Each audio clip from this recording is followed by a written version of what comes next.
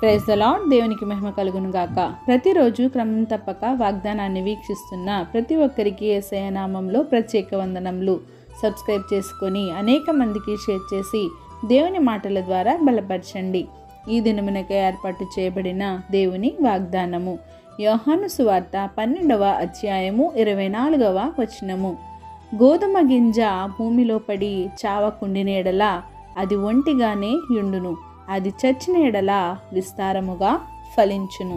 Verily verily I say unto you, except a corn of wheat fall into the ground and die, it abideth alone, but if it die, it bringeth forth much fruit.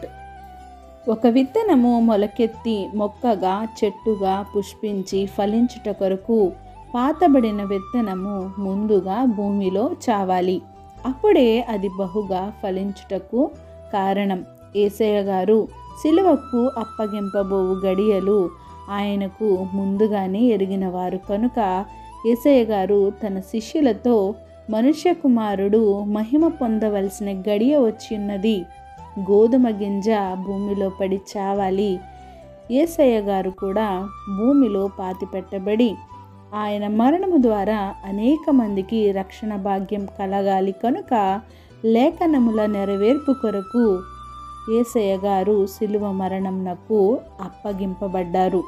ఆయన చావకపోతే మనకు రక్షణ భాగ్యము లేదు. యెహోవా దేవుడు మనందరి దోషముల నిమిత్తము తన కుమారుడైన యేసుక్రీస్తును సిలువ మరణంనకు అప్పగించారు. తన తండ్రి ఆజ్ఞ చొప్పున తన్ను తానే అపరాధ పరిహారార్థ బలిగా ఆయన శిక్షకు లోబడ్డారు.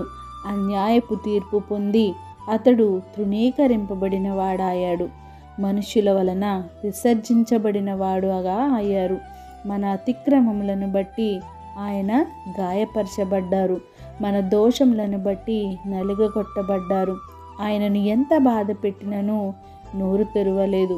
వదకు తేబడిన గొర్రె పిల్ల వలె బొచ్చు కత్తిరించువాని ఎదుట మౌనముగా ఉన్న గొర్రె పిల్ల ఎలా ఉంటుందో అదే విధంగా ఏమి జరిగినా నోరు మెదపక మౌనిగా అయ్యారు. మనందరి పాపములకు క్రయధనముగా ఆయన రక్తమును వెల ఇచ్చి పాపులమైన మనలను మన అపరాధముల నుండి రక్షించుటకు విలువ పెట్టి మనలను కొన్నారు. కనుక మనము దేవుని సొత్తు. దేవుని ఆజ్ఞ ప్రకారం మనం జీవించాలి. ఆయన చనిపోతేనే కానీ మనకు రక్షణ కలుగలేదు. దేవుడు మన నుండి కోరుకునినది అనేక ఆత్మలు నశించిపోకుండా రక్షింపబడాలని, ఆయన మరణము ద్వారా అనేక మంది విస్తారముగా ఫలించాలని.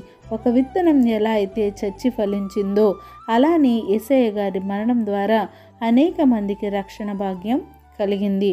నీవు కూడా అనేక ఆత్మల రక్షణార్థమై జీవించాలిగాక. ఆమెన్.